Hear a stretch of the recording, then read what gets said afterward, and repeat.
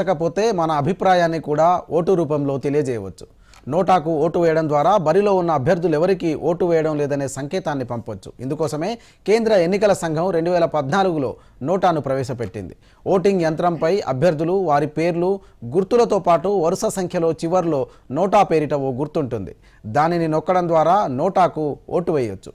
మొత్తం పోలైన ఓట్లలో 20% అంతకంటే ఎక్కువ ఓట్లు నోటాకు వస్తే పోటీలో ఉన్న అభ్యర్థులను అనర్హులుగా ప్రకటిస్తారు. సదరు ఎన్నికను సైతం రద్దు చేసి తిరిగి మళ్ళీ ఎన్నికలు నిర్వహిస్తారు. అయితే ఇలా చరిత్రలో ఇప్పటిదాకా జరగనప్పటికీ నోటాను సైతం వినియోగించుకుంటున్న వారు ఉన్నారు. పోటీలో ఉన్న అభ్యర్థుల్లో ఎవరూ నచ్చకపోతే మన అభిప్రాయాన్ని కూడా ఓటు రూపంలో తెలియజేయవచ్చు. నోటాకు ఓటు వేయడం ద్వారా బరిలో ఉన్న అభ్యర్థులు ఎవరికి ఓటు వేయడం లేదనే సంకేతాన్ని పంపొచ్చు. ఇందుకోసమే కేంద్ర ఎన్నికల సంఘం 2014లో నోటాను ప్రవేశపెట్టింది. ఓటింగ్ యంత్రంపై అభ్యర్థులు, వారి పేర్లు, గుర్తులతో పాటు వరుస సంఖ్యలో చివర్లో నోటా పేరిట ఓ గుర్తుంటుంది. దాన్ని నొక్కడం ద్వారా నోటాకు ఓటు వేయవచ్చు. మొత్తం పోలైన ఓట్లలో 20% అంతకంటే ఎక్కువ ఓట్లు నోటాకు వస్తే పోటీలో ఉన్న అభ్యర్థులను అనర్హులుగా ప్రకటిస్తారు. సదరు ఎన్నికను సైతం రద్దు చేసి తిరిగి మళ్ళీ ఎన్నికలు నిర్వహిస్తారు.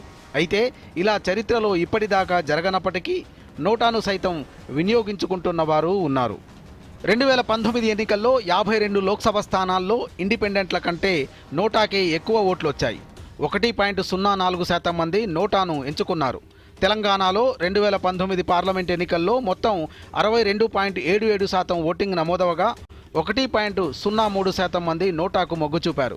2019 సార్వత్రిక ఎన్నికల్లో అత్యధికంగా వరంగల్ పార్లమెంటు స్థానంలో 18,801 ఓట్లు నోటాకు పోలయ్యాయి.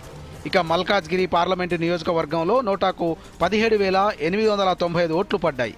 ఇక్కడ గెలిచిన అభ్యర్థికి వచ్చిన మెజారిటీ కంటే నోటాకు పడిన ఓట్లే ఎక్కువ.